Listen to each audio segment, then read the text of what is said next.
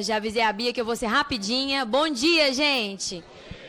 Satisfação ver esse auditório lotado, com todo mundo articulado, com tantos sindicatos, com tantas associações, com gente de toda Minas Gerais articulada e na luta.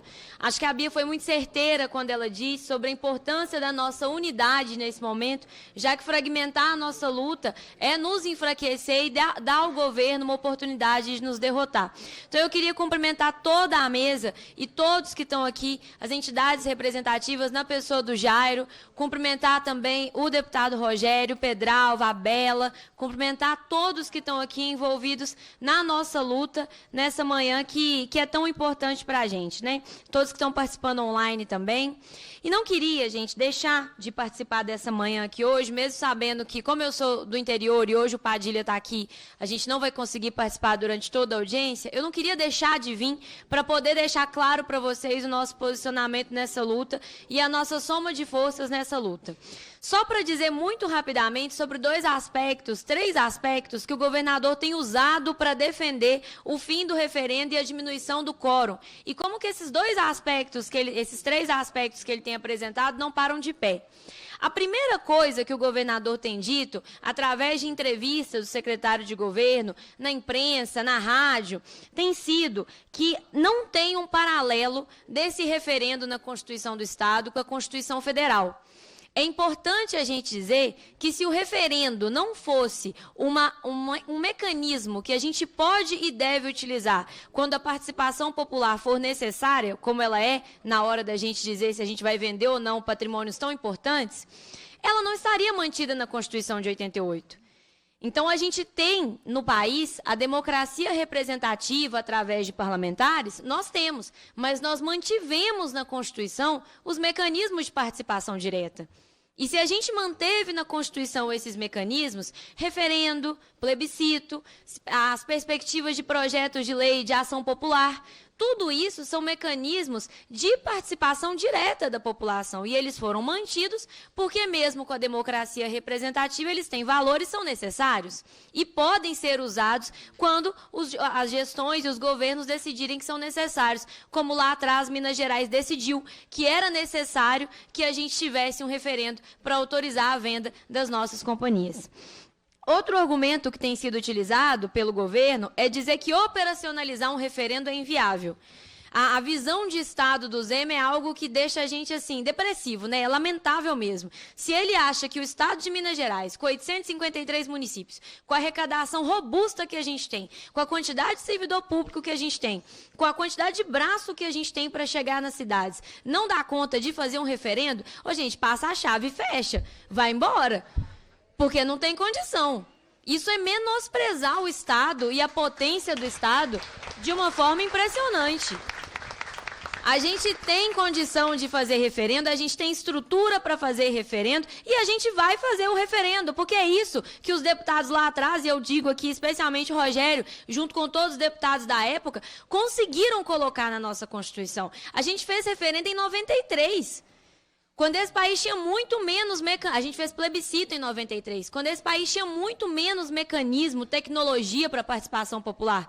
A gente fez em 2005 sobre a questão das armas. Eu acho que em pleno 2023, um secretário de governo dizer que a gente não tem estrutura para poder fazer um referendo e que isso inviabilizaria o processo do ponto de vista econômico, é uma desculpa que não cola nem para aquela criança mais linda que está ali com seus pais no fundo. Então não vai colar para nenhum de nós. A outra coisa que a gente precisa dizer é que o governador tem dito também que o referendo usurpa a legitimidade dos deputados.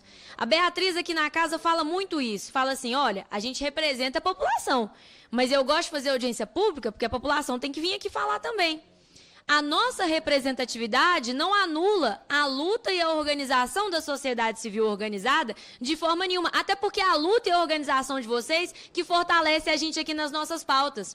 É quando vocês lotam o plenário que deputados que pensam diferente da gente falam assim, peraí, tem que escutar o que esse povo está falando. Porque é quando vocês lotam o plenário, trazem cartaz, faz barulho, manda mensagem nas redes sociais, que a nossa fala ganha muito mais força. Então, dizer que a gente, quando faz um referendo e coloca a democracia com participação direta no jogo, está usurpando o papel dos parlamentares, é apequenar o papel do povo. E isso, quem respeita a soberania popular não pode tolerar. Não pode tolerar de forma nenhuma. Para fechar, eu só gostaria de dizer que se a gente defende decisões técnicas e o governo diz que defende, e todos nós defendemos, eu acredito, eu defendo decisão técnica, acredito que os parlamentares dessa mesa também defendem, é por isso que a gente luta para manter as nossas companhias e as nossas empresas, especialmente CEMIG, Copasa e Gasmig.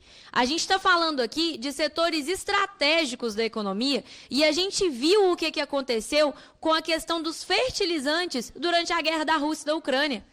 Como que a gente ficou vendido? Como que a gente ficou rendido? Porque países responsáveis pela produção de fertilizantes estavam em guerra. Como isso prejudicou a produção de alimentos desse país? A gente quer viver isso com água e esgoto? A gente quer viver isso com energia elétrica? A gente quer viver isso com gás natural? A gente teve uma amostra agora de um setor pequeno com o setor de fertilizantes e como isso prejudicou a chegada de alimento na prateleira do mercado e prejudicou, aumentando o preço da comida para todos e todas nós.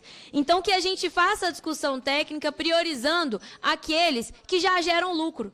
Porque se a gente sabe que a CEMIG está gerando 4 bilhões de lucro por ano, se a gente sabe que a Copasa todo ano figura entre as empresas que mais distribuem lucros e dividendos na Bolsa de Valores, a gente não pode defender a venda de uma dessas empresas. Porque senão, o risco que a gente corre é o risco de fazer o que o Eduardo Leite fez lá no Rio Grande do Sul. Com certeza todos vocês viram ele pedindo Pix essa semana. Vocês viram ele pedindo Pix para reconstruir o Estado? Ele acabou de vender a Companhia Estadual de Energia por R$100 mil. Ele vendeu a CEMIG deles por R$100 mil, num lance único. Você vende a Companhia Estadual de Energia por R$100 mil, que não paga nem um apartamento do Minha Casa Minha Vida, e depois você pede Pix na internet para poder garantir o reabastecimento de serviços básicos para a população? Um governador de um estado? Isso é inadmissível.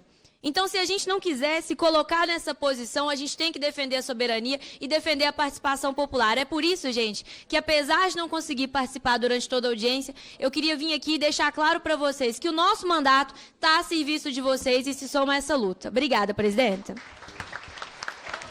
Obrigada, deputada. E vamos passar a palavra agora